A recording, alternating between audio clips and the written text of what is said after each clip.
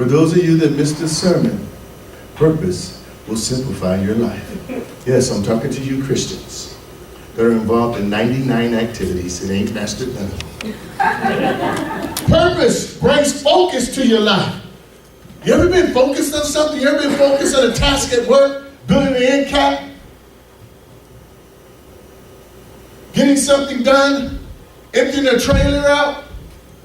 Hitting a P&L, hitting an inventory? Hitting your numbers? Saving someone's life? Purpose motivates your life. Dang, man, I want to be motivated in life. Every one of these things that I'm doing right now is done by me fulfilling my purpose first to God. Doesn't matter if I get burnt out. Doesn't matter if I get cracked out. My purpose, my assignment that God gave me was to be a pastor. But he didn't give me an assignment until I asked for forgiveness for hating him for 20 years. Till I said, God, I'll serve you no matter what.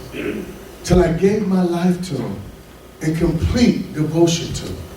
No matter what comes my way, a divorce, a separation, a child, I will do what Matthew 10:34 said. I will take up my cross and follow him. Then God says, son, you've been waiting 25 years. You've lost a marriage. You've hated me. You tried to kill yourself. And you did all that to come and fulfill your assignment. But I couldn't give you that assignment, son, because you didn't love me with all your heart and all your soul and all your strength. You loved me because you had a gift. And I gave you the gift because the gift is without repentance. So I gave you a gift to lay hands on the sick. And so you went and laid hands on a few sick, and then guess what? You got all hyper about yourself. You got all excited because out of 5,000 people I called you out and told you you were going to be a great man of God. So you got all excited about yourself. And then you loved yourself more than you loved me. You loved your football career. So I took that from you. Everything that I loved more than God, he squashed it. Even my addiction to drugs, squashed it. You see, I didn't get my assignment till I was 50 years old. But I was trying to serve God since 21 and left everything. You think about Joseph, you think about Moses, you think about Abraham, think about them. You think about Ruth, you think about Esther, you think about Paul, you think about Peter, think about them. God had to shake them upside down and empty them out and make them love him no matter what he did for them before he gave them their what? Assignment. See, y'all done had it twisted. My purpose and my assignment is the third. No, they're separate. You don't get the assignment till you fulfill the purpose. This year you're going to have clarity, huh? This year you're going to have understanding, huh? Say, this year I will have clarity of my purpose. Say it. This year I will have clarity of my purpose. Good, because if you don't say it and it don't come out your mouth, then it doesn't have no value. And then the last principle I'm going to teach you about purpose is purpose prepares you for eternity. Oh, hallelujah. Wow. We got a lot to learn, huh? I want to present purpose like Kung Fu. When you learn Kung Fu, you learn Dragon style. You learn praying mantis. You learn tiger. But grasshopper, you must learn the principle before you can learn the art, the substance of it, what it means. It's not just boards and bricks. It's not just, but it's discipline, self-control, and thought. This is what I want to teach you in my Kuti Baba language today. I have many accents today because God is a God of many people. So pay attention and focus, and you will learn something. That's my symbol. Purpose. Purpose gives your life meaning. The word meaning is described as this: what is intended to be. Well, let me get this straight down. If purpose is the reason which something exists and which something is done and which something is created, then in my purpose, my meaning is what I was created for. The meaning of that is what I was intended to be. Another definition is the end. Another definition is purpose. Or another definition is significant of something. What I'm trying to tell you is purpose, the reason why you exist, the reason why there has to be a meaning to why. There has to be a meaning to why you have purpose. You have purpose, you have meaning because God intended for you to be purposed for His pleasure. It's almost like you can't get out of it. This is why we have suicides. This is why we have celebrities that reach all kinds of achievements. This is why we have sports figures that reach all kinds of achievements. This is why we have movie stars. But yet they never have meaning to their life. So they never find their purpose. And so their life is never fulfilled. And as they go from here to there to that to this, and there's no meaning. There's no what you were intended to be. Listen, they don't become what God intended for them to be. They become what they wanted to be. It's okay to become what you want to be in life, as long as you don't forget about your first commandment. As long as you don't forget about your first purpose. As long as you don't forget what God intended for you to be. There is nothing wrong with success. But success without God is useless. A life without meaning is lost. Do you understand that? So dream your dreams. Achieve your goals. But understand that that's this side of the coin. And understanding all that you get, because God has talented gifted you. And the gifts are without repentance. That means you don't have to serve God or not. That's the gift He gave you from which you was in your mother's womb. That's why we're given a choice to fulfill this side of the coin. So the balance in life is, how do we take this side of the coin, which is all my hopes and dreams and desire, and make them coincide with God's purpose for my life? Wow. Dang. That's going to be a journey, huh? I can only say it takes one word. Sacrifice. That's it. Are you willing to sacrifice what you want for what God wants? Reason why I say that, because if we take this Bible and we read it, and we read about our heroes, what do they have in common? They all made sacrifice. Did you know that Jesus' 12 disciples left their family for 3.5 years? Maybe they saw them when they came back to Jerusalem.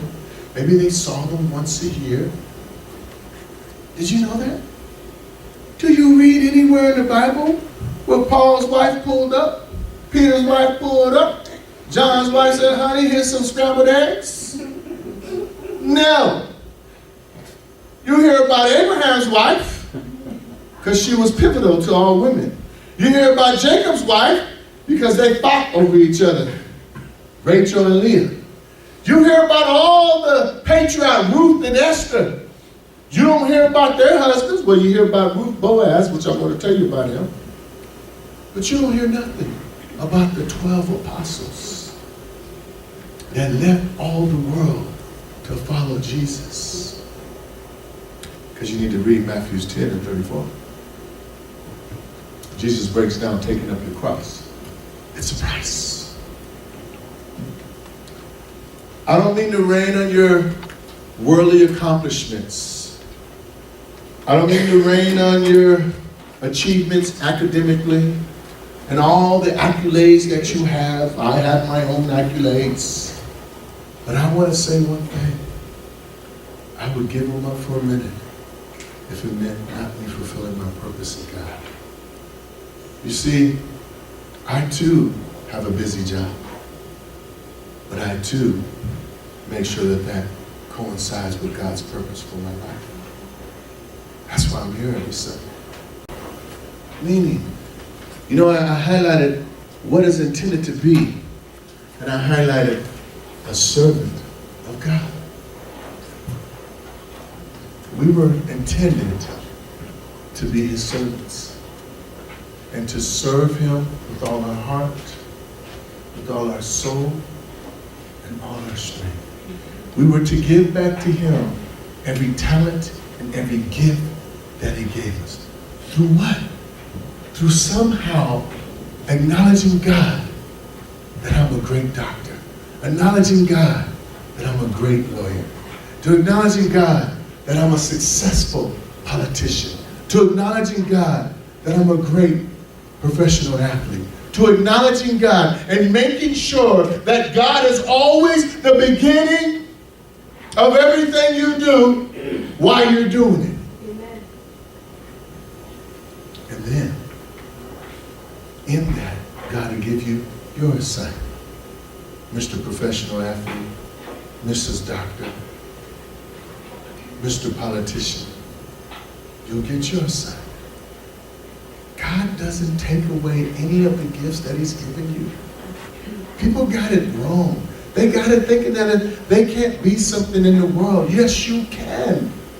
But listen, the reason why you're something in the world is because God put you in that position so he can use you in that position. Not so you can sell your soul to that position. And that's the problem. Listen, the top 40 richest pastors. Sounds kind of crazy, huh? How is a pastor rich? Okay. But the top 40 richest biblical preaching, evangelical teaching, Holy Ghost church having men of God could solve hunger in all of the United States with just half of their income. Let's think about that. Where is God in that equation? Listen, even in their own city, T.D. Jakes, Joel Osteen, Joe Smizer, Abundant Living, but they're so busy building other buildings. They can stop starvation in their own city. Now you may ask, well, do they need that much? No, they don't work no harder than me. I still got to write a sermon once a week, and they still got to write a sermon once a week. Oh, all that other stuff they do, that's because they chose to do all that other stuff.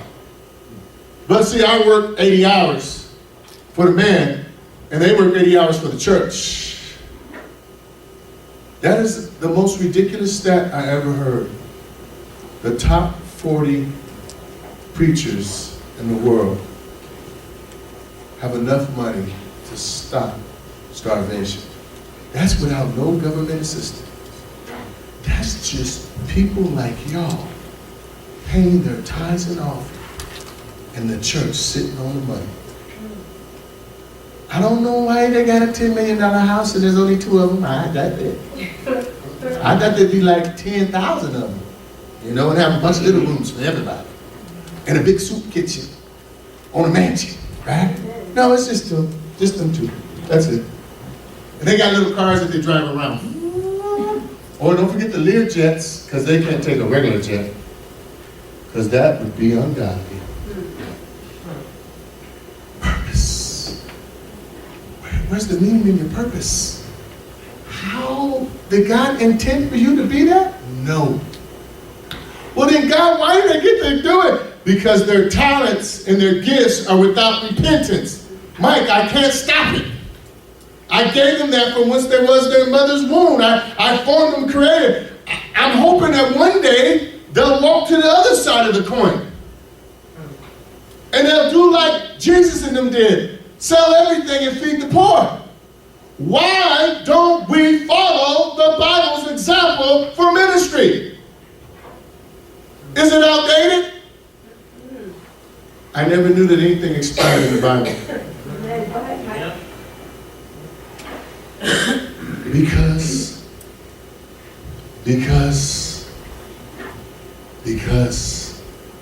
we choose not to. And then all y'all go to his church and nobody questions nothing. Here's some more money. Here's some more money. Here's some more money. Here's some more money. Here, we should read our Bible every now and then, huh? Yeah, wait, did Jesus do that? Let me find that Jesus hadn't lived yet. Oh, he walked everywhere. What about Paul? He wrote all the New Testament and walked all over Europe. Oh, he walked too and took boats. Something ain't right about this. No, just give some more money. Give some more money. Give some more money. How come we don't feed the poor? But the poor take care of the poor. That's one of Jesus' things. That's the reason why Sodom and Gomorrah was destroyed. Because they were blessed and they didn't feed the poor. Not of their sexual immorality. Go to Ezekiel and you'll find out why they were destroyed. Because Ezekiel said because of their greed. But the church won't preach that. But Charles Stanley did, and that's how I learned that. Ow, I share it. They were blessed. And they had homosexuals, yeah, they had lesbians, yeah, they had all that. But the Bible says they were destroyed because of their greed. A woman from Sodom fed a beggar, and they stoned her and hung her and killed her. And that's why God sent the two angels in to see if this was true. And all my life in church, I've only heard Sodom and Gomorrah's story because of sexual immorality. They were this and that, and then that. Until Charles Stanley gave the teaching. I have his Bible of why they were really destroyed. You know why I'm harping on that? Because how could you keep that truth from me, Pastor? That's important, Pastor. Because the church is a greedy church. The church is one of the greediest entities in the world. Why is the Catholic Church so rich? They had their own country, huh? Biblically, where's all that at? Listen, guys. God's going to begin to shake his church. Judgment starts in the house of God. I say judgment starts in the house of God. And he's going to begin to start shaking these branches. I just want to give y'all truth at any cost. Whether it costs me a 30,000 membership or a 30 membership. At least I can say, God, I took my talents and I took my gifts and I fulfilled your purpose. I don't want to be like nobody. That's why I don't listen to nobody. That's why I don't study nobody. That's why I don't make nobody my God. T.D. Jakes and Joel Osteen and all that. They're just regular men, and if they showed their life, you'll be shocked. But I only want to be like this. And I'll pick any man of God in this Bible to be like. You know why? Because the Bible told all their dirt, all their weaknesses, and all their strength. This is how your life is intended to be. God didn't hold back nothing. He called it what he was. Paul was a murderer. David was a murderer and an adulterer. Moses was a murderer. He didn't leave that out. Because they were real people for us to follow. Yet, they were gifted with talents and gifts. And they had to go through all of life's turmoil to get to this side of their coin. And once they decided to serve God with all their heart, with all their soul, with all their strength, God told Moses after 40 years, take off your sandals, for the ground you stand on is holy. 40 years Moses thought he could get away with not achieving his purpose and what he was created for. And he had lost his meaning, so he didn't know what he was intended to be. He thought he was intended to be a what? A sheep herder for 40 years. He had no meaning in his purpose no more. God showed him, I want you to save the people, so he went and killed an Egyptian. Then he felt shame and guilt, and his plan backfired. How many know that our plan is always backfiring, God, but we got to get back up? Yes. Yep. And so Moses quit. He lost his meaning. He lost his purpose. He lost what God intended him to be because he didn't understand the call of God. And so he left God. And for 40 years, you try to erase the call of God in your life. You try to get rid of the assignment that's been attached to you from when you was in your mother's womb. But yet you still spoke good. You still was creative. You still was prosperous. You still was rich. You still was blessed. Because God doesn't take back his gifts he's given you, knuckleheads. That's yours. He does black, no trading back. And you're stuck with it. Because guess what, Lindas? That's the gifts you're going to use in this assignment. That's why it's with you. I get it now. Why do I'm so good at XYZ? Yes. Because you're going to use XYZ in your assignment. That's why I gave it to you. You see how this all works? It's almost like a foggy mystery. And you can't see it until the fog begins to separate and you can see the first sign of road and you're like, okay, there's where I'm supposed to be at. That's how life is. I'm going to spend some time on this.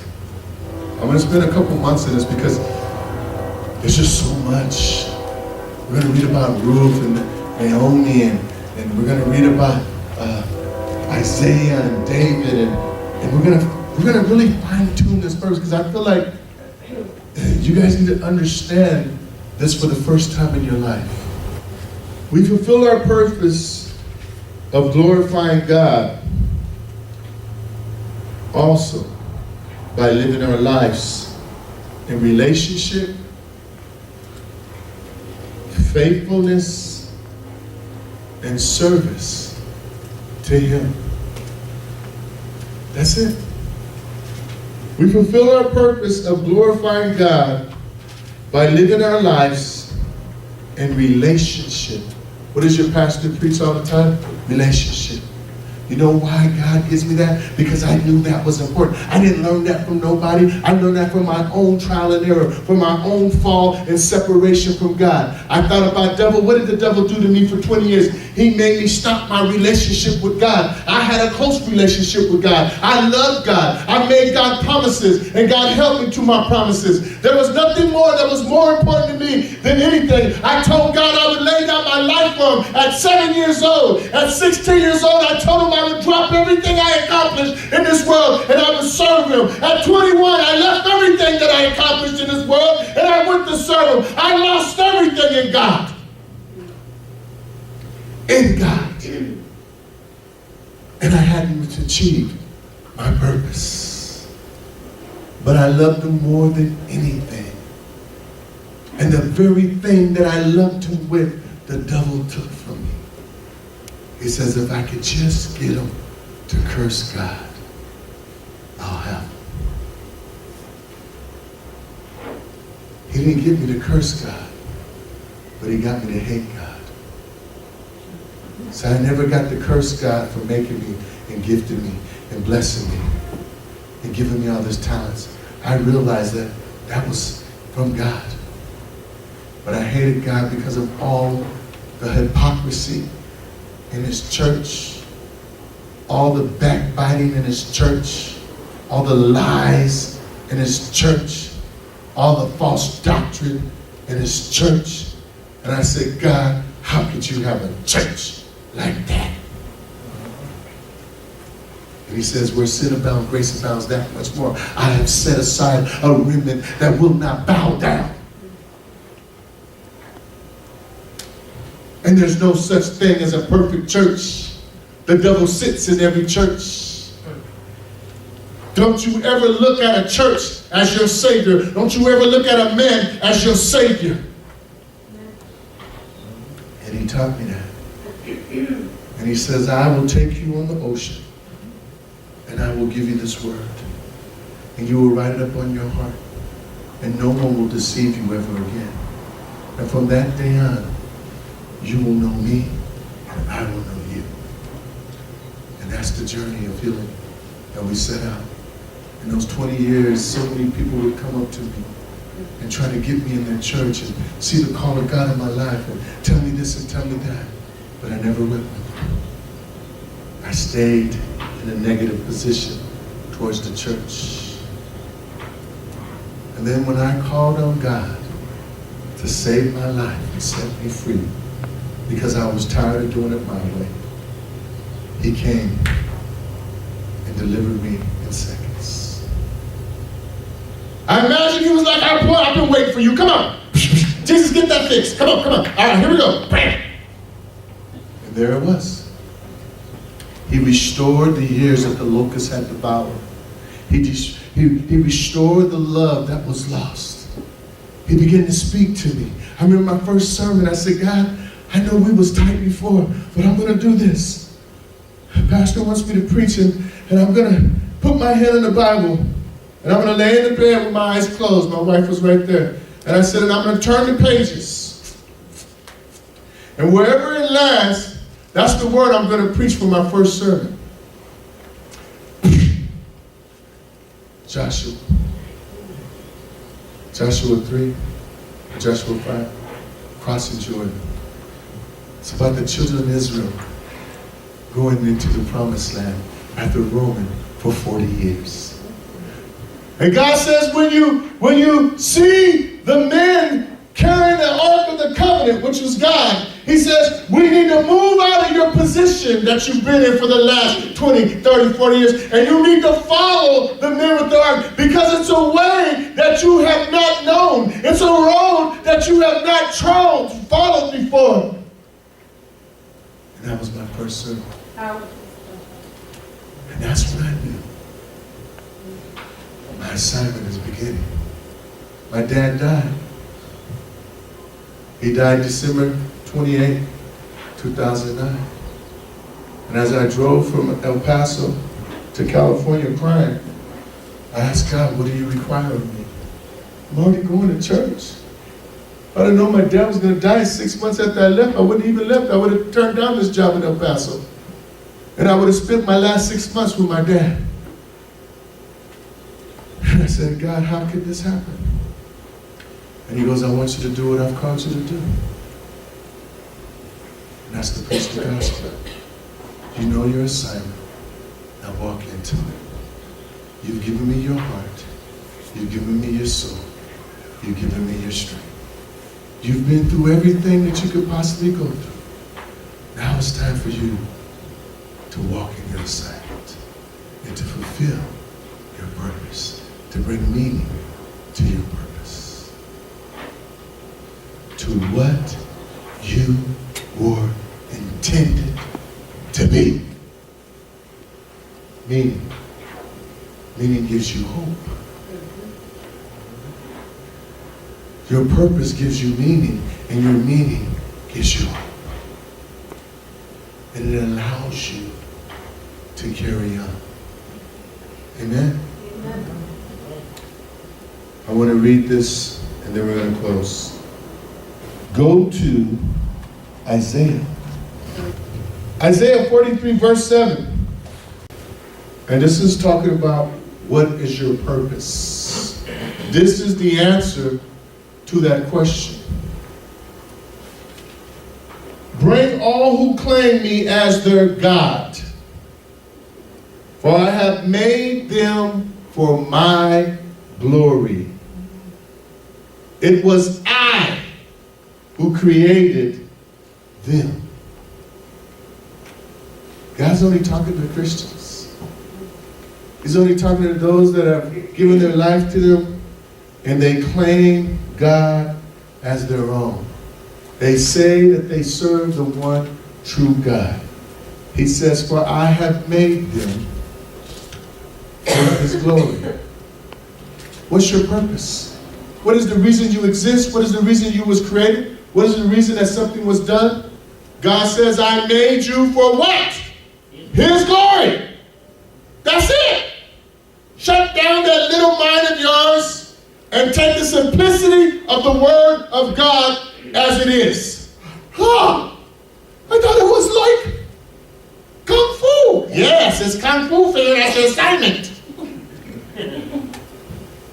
He says, bring all who claim me as their God, for I have made them for my glory. It was I who created them. Amen. Not two embryos rubbing together on the seashore. Creating fiction like rabbits until an ape came out, and then he began to rise up and become a man. Remember that story? And he says this, he says, bring out the people who have eyes but are blind.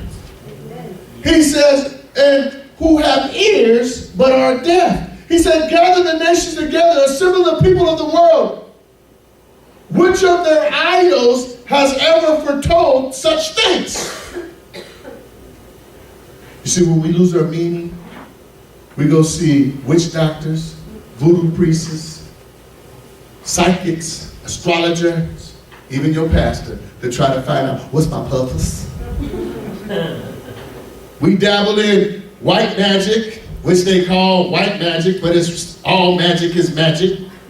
It's all from the enemy. Just because they say it's white, you believe it too. I'm going to go to this witch doctor, and she just going to tell me a few good things. What you need, a dead chicken and some blood? And some hair? Oh yeah, hair. I know some of the people that have already dabbled in that stuff. Talking about you wanted to find out what your future was. Is he the right one for me? Y'all better stop. Especially in this culture. Especially in her culture. They think voodoo is good voodoo and bad voodoo. Okay? Across this border, we got some things that go on. And I know some people at my work that went and consulted some of them people because the neighbor put some roots on them, so they put the roots back on. Jesus says, the devil don't fight the devil. Amen. So I told my employer, so you went to the devil to fight the devil. I said, you can only fight the devil with God, son. Amen. Amen. Who told you that? Your great-great-grandmothers, your tradition of men, your ancestors, your people from over there, huh? Dummy. Now you brought him the curse, his legs swelled up, his family he got sick in his leg, he almost died.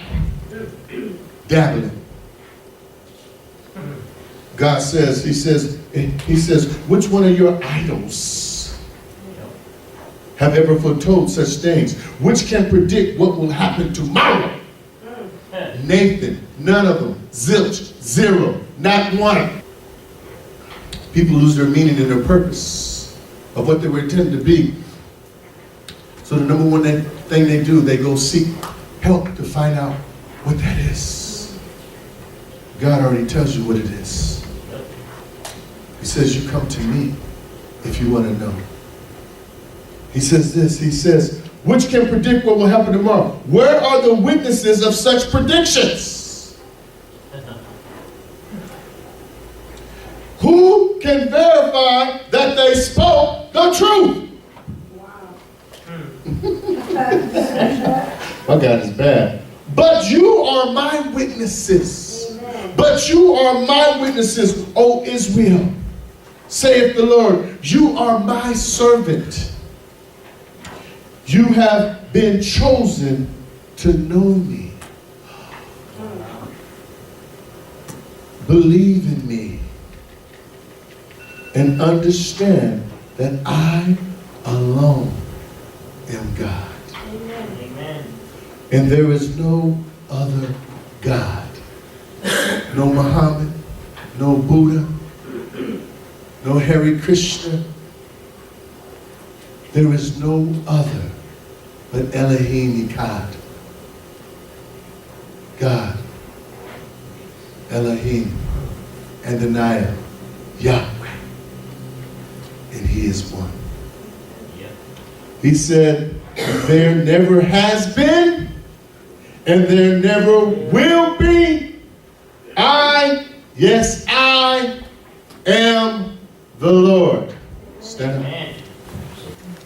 I haven't even got to simplify your life, focus to your life, motivate your life, and the third thing. So I think I'll be doing this for a while. But do you guys think y'all can pay attention?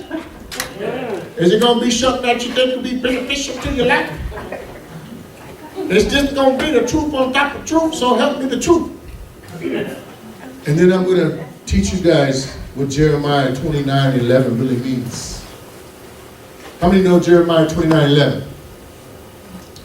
God says, for I know the plans I have for you. He didn't say you know the plans, boo-boos. See, we always read this, God, you know I know the plans that you have for me. That's not what the sentence said. He says, for I know the plans I have for you, saith the Lord.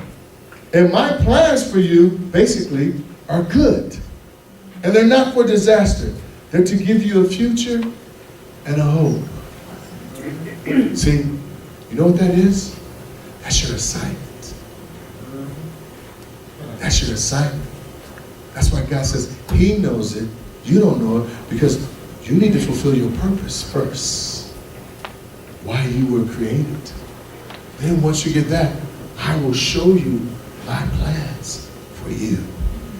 And it's to be good for you. And it's not to destroy you, but it's to give you a good future. Praise God for assignments. Amen.